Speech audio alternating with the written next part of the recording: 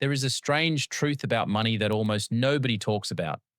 Two people can read the same books, follow the same advice, and even earn the same income, yet end up in completely different financial situations 10 years later.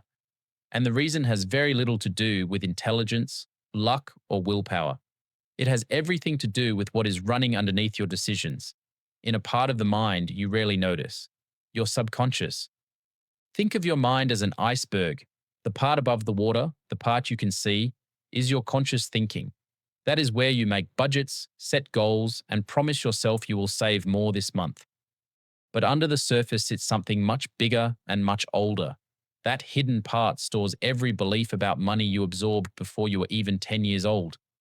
The arguments you overheard in the kitchen, the way your parents reacted when bills came in, the look on their faces when someone wealthy walked into the room. All of it got recorded. And once recorded, it became the operating system behind every financial choice you make today. What makes this even more powerful is that children do not have the ability to filter information the way adults do.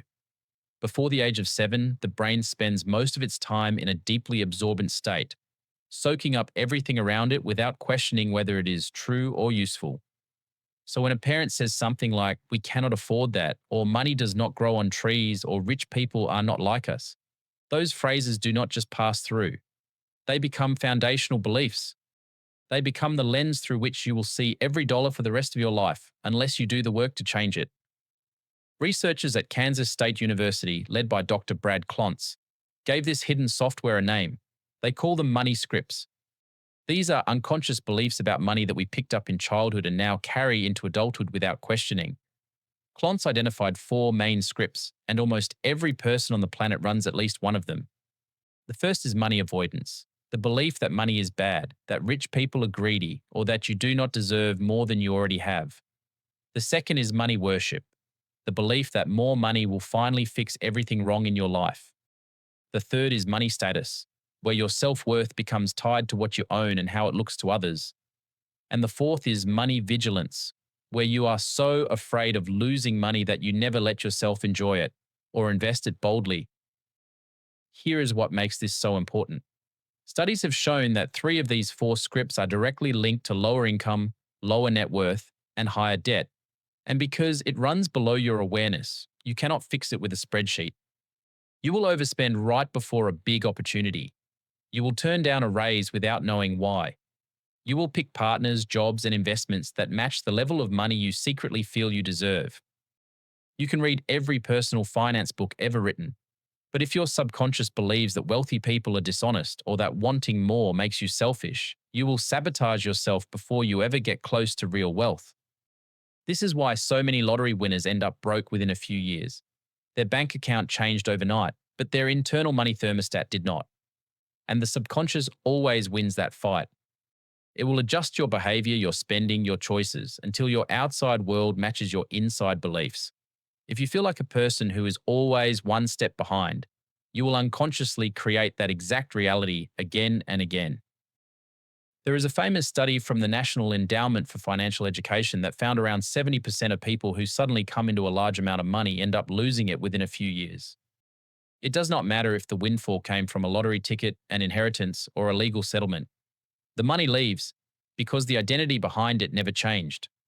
The person handling the new wealth was still the same person who, deep down, believed they were not built to hold it. And the subconscious did what it always does. It returned them to the financial baseline it considered normal. Now, here is the part that should give you real hope. The subconscious is not fixed. Neuroscience has confirmed that the brain stays flexible throughout your entire life. This is called neuroplasticity. Every time you repeat a new thought, a new action, or a new emotional experience around money, you are physically rewiring the connections in your brain. The old script does not disappear overnight, but it weakens, and a new one starts to grow in its place. So how do you actually do this? It starts with awareness. Most people have never sat down and asked themselves what they truly believe about money. Take 5 minutes today and finish these sentences honestly. Money is, rich people are, I am not good with money because. The answers that come up fast, before you have time to filter them, are your real scripts. Once you see the script, you can challenge it. If you wrote that money is the root of evil, ask yourself where that came from. Was it really your conclusion, or did you inherit it from someone whose life you do not actually want to copy? Most limiting beliefs about money are not even ours. We borrowed them from people who were also struggling, and we have been carrying their fear ever since. The next step is repetition with emotion. The subconscious does not respond well to logic, but it responds powerfully to feeling and consistency. This is why visualization works when it is done right. Spend 2 or 3 minutes each morning picturing yourself handling money with confidence, paying bills without anxiety, investing without panic, earning more, and feeling like you deserve it.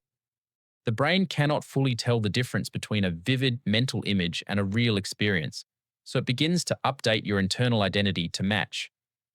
Then comes action, because beliefs without action stay theoretical. Open the investment account you have been putting off. Negotiate the raise you have been avoiding. Look at your debt instead of hiding from it. Every small action that contradicts your old script sends a powerful new message to the subconscious. It says, "This is who I am now."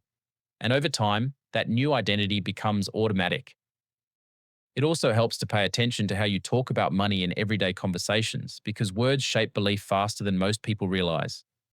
The way you describe your financial situation to a friend, the jokes you make about being broke, even the throwaway comments about how expensive everything is, all of it reinforces the script you are trying to leave behind. Start speaking about money the way someone who already has it would. Calm, curious, in control. You do not need to pretend to be rich. You just need to stop rehearsing the identity of someone who will always struggle. There is one more thing worth understanding. Your environment is constantly programming you, whether you realize it or not. The conversations you have, the social media you scroll, the people you spend the most time with, all of it feeds the subconscious.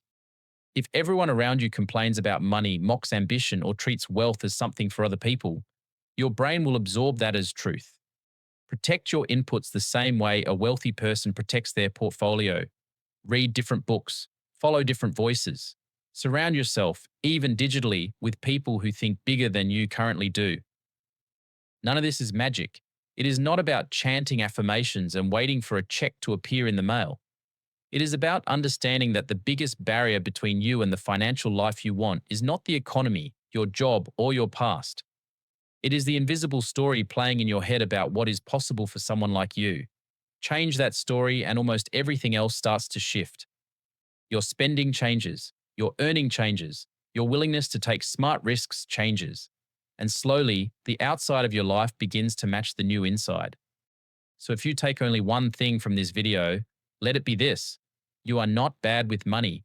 You have just been running an old program that was installed before you had any say in it. If this gave you a new way to look at your finances, do me a favor and hit the like button.